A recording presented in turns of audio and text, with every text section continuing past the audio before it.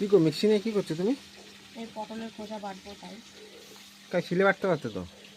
শিলে কষ্ট হবে তো, অনেক আছে সিদ্ধ করে বাটে, আমি কাঁচাই বাটবো, তারপরে তেলে টানবো।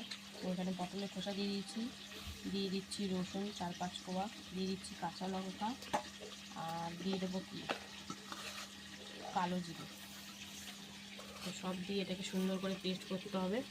সামান্য একটু লবণও দিয়ে দিচ্ছি, কালো জিরে, সামান্য একটু লবণ দেবো। তো এটাকে ভালো করে এখন পেস্ট করে নিতে হবে। লবণ দিলে চিনি দিতে এটা হয়। দিয়ে জানো একখানা ভাত খাওয়া হয়ে যায়। চিনি দিতে হয় তার একটু চিনিটা পরে দেবো, এখন না।